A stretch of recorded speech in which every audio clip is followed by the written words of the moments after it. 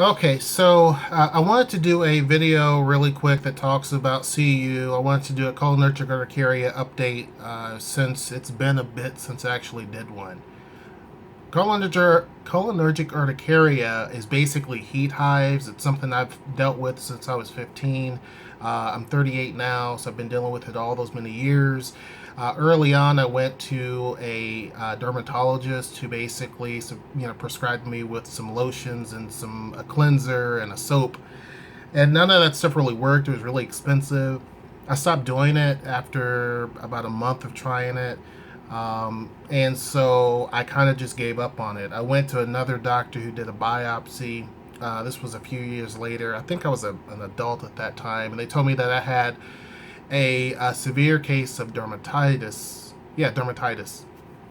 And so that was basically it. They offered some of the same things that the previous doctor did back when I was younger. And again, I knew that wasn't going to actually work. So I kind of gave up on it until last year.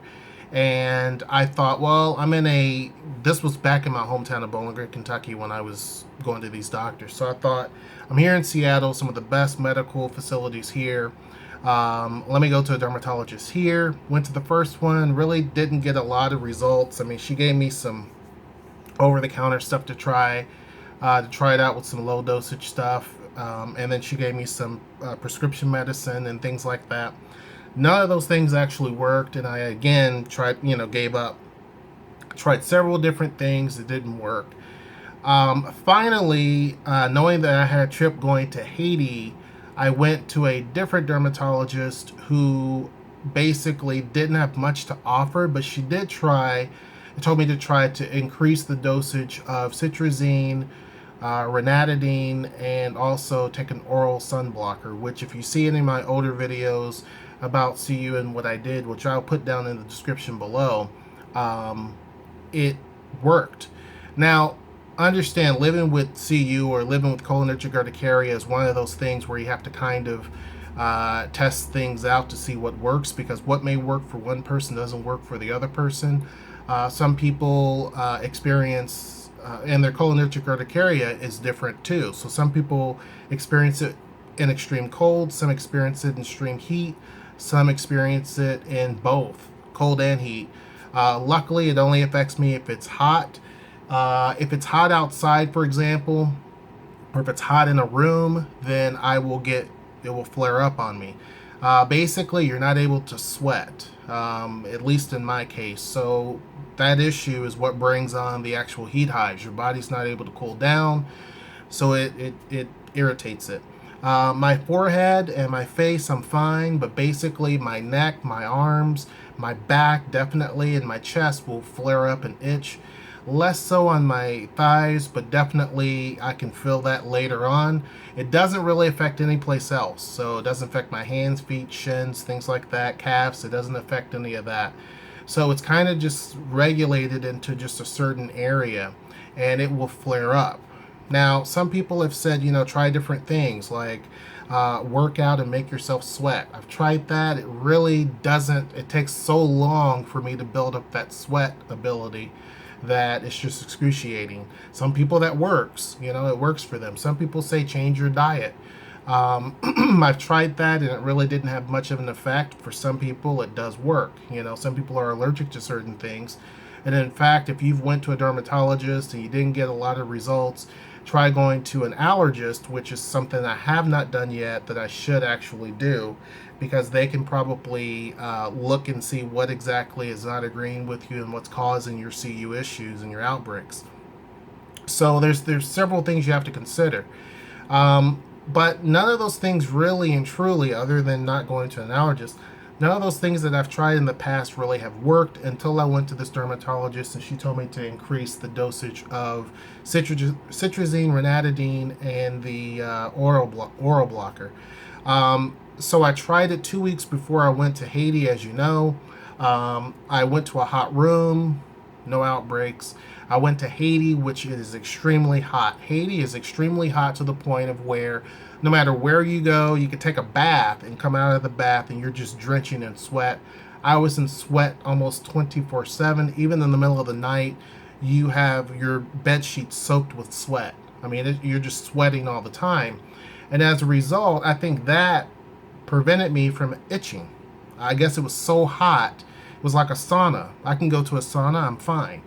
It was so hot and kind of humid. It was the right humidity, the right heat, and I was fine.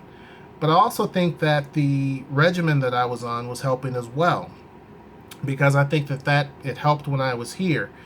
I have to say that it only lasted for a month. That regimen, being free of CU, only lasted for about a month. And then the antihistamines, as usual, start to get weaker and weaker over time. Your body builds up immunity towards it, and it just wasn't really effective for me. So I stopped using them, hoping to kind of pick back up next year when I do go to Haiti again. Start taking the medicine and see what happens. Hopefully, it will work again. It may not. That may be it. But I still have a lot of the same medicine that I had before, and I wrote down exactly the amount that the doctor told me to take. Who knows? I may go to an allergist, and there's a totally different type of medicine that they told me to try to take. And some of you guys that have watched my Living with CU video have mentioned some of the, and I can't think of the name right now. I think it's Xolair or something like that. And so that's something that the dermatologist told me to take, but I would have to go to an allergist who will then set me up on that. So, I mean, we'll see. Now, I've had people ask questions about CU. They want to know if it is a disease, if you can catch it from someone else, those types of things. And CU is considered to be a disease from what my doctors have told me. Now, understand, I'm not a doctor. I don't know anything other than what I'm going through. So check with your doctor, check with an allergist, check with a dermatologist, because I can only give you experiences that I've had and things that I've been told to do, but I can't tell you what's going to work for you because, again, I don't know. But it is a disease. No, you cannot catch it from someone else. It will sometimes go away on its own. Usually they say once you're in your 30s, if you catch it early, once you get to a certain point in your life, in your late 30s, it goes away. Well, I have to say I'm 38. It hasn't went away. Now, I do have to say it's not as strong as it used to be. It used to be that when I had a flare-up, it would be devastating. Now I get a flare-up and it's still unbearable, but I can kind of fight through it a little bit more.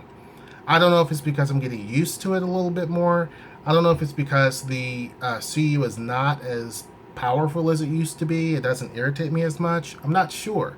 So I don't know if it's a matter of, or a combination of me coping and the disease getting weaker or not.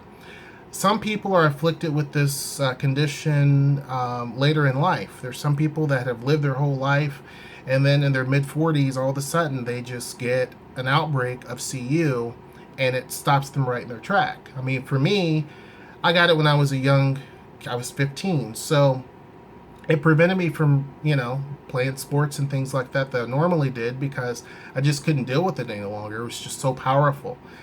So other folks, they basically experience it, later in life. Some people may experience it for like a month. Some people may experience it for several months, several years, or in my case, a couple of decades or so. So it really depends on the person. It depends on what type of CU that you have. I know of one person who had mentioned that they had CU. They broke out in heat hives. They started using ice packs to cool down, which is something that doctors sometimes will tell you to do, or run cold water on you or something like that. And now they are getting heat hives from the cold. So now cold brings on the heat hives. Now keep in mind, my daughters have, they don't have CU. Zara doesn't have anything whatsoever. Zoe, my firstborn, has a bad case of eczema. Now, CU and eczema are different, but I think that they share they're part of the same family. Her eczema is so bad that it's all on her hands. It's around her mouth. It's around any creases in her arms. It's on her fingers, her toes, the back of her legs, and she's been going through this ever since she was 2 years old. It's been so bad where she's really scratched herself so bad to where she was bleeding. So we had to get some strong medicine to put on her. It will go away but come back.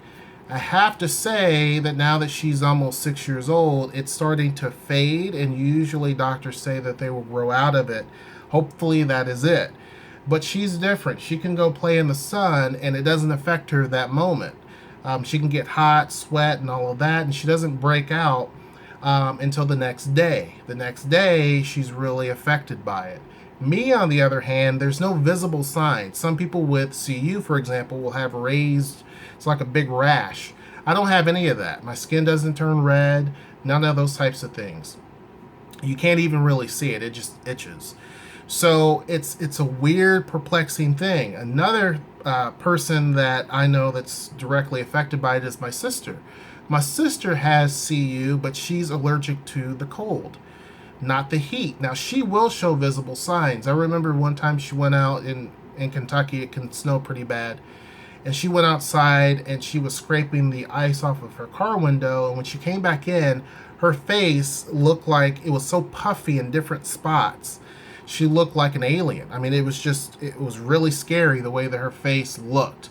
And she had to run inside. Me, on the other hand, I love when it snows. I mean, I can play out in the snow and run around in the cold, and it feels great. But for her, it was really, really bad. One of my friends just walked by.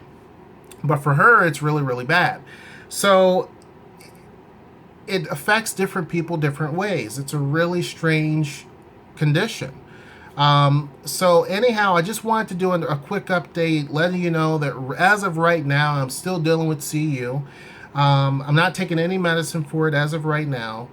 I can kind of deal with the itching and things like that. Again, it's not as strong as it used to be. And again, that could be a combination of age or just tolerance. I may have been able to tolerate it so long that I'm just used to it. But I have noticed that sometimes things like stress can bring it on. Or if I get too, just hyped up about something, it will bring it on. So if you're someone with CU and you're watching this and you're living with CU, the best thing I can tell you to do is definitely drink plenty of water. Definitely go see an allergist and a dermatologist as well. Try to avoid things that trigger you, such as stressful situations, the heat, things like that. Make sure that you also have to be careful with what you wear, because I've noticed that if I wear something that is too dark, like a gray shirt or a black shirt or something like that, it makes the CU worse. The material, sometimes I can wear a dark shirt, but if it's got the right type of material, it doesn't affect me as much. Sometimes if I wear a white shirt and it's cotton, for example, it really makes me flare up. So make sure that you kind of experiment a little bit. What type of, wear a certain outfit, see how you do. If you notice you don't itch with that shirt as bad, then that might be the shirt that you wear when you know you're going to be outside for long periods of time. You may have to try to change your routine in terms of what you buy so that you can kind of be prepared for it in the summertime. You may also have to change your detergent. That's something that we tried to do that didn't actually fix anything either for me in my case, but it may work for you. You may have to change out what you use as far as laundry detergents and also fabric softeners. A lot of those things, which if you watched our other video, which talks about us making our own laundry detergent, it talks about the fact that we made our own because it's just better for the environment. And two, fabric softeners have a lot of different chemicals in it which aren't good for you. It's one of the worst things you can have in your house. So those things can definitely irritate your skin if your skin is sensitive. And if you have CU, guess what? You have sensitive skin. So leave some comments down below. Tell me your stories. Tell me some things that you've tried. Tell me some things that you've noticed and what you've been dealing with and how long you've been dealing with it. Hopefully one day there will be a cure for this type of issue. Some people it goes away on its own. Other people, they die with it, unfortunately. It's not the worst type of thing to have. I can say that. It's not the worst thing to have. It's just more or less an annoyance and a nuisance. But that's all I have for today. Hope you guys are having a wonderful week. And until next time, I'll see you. Take care.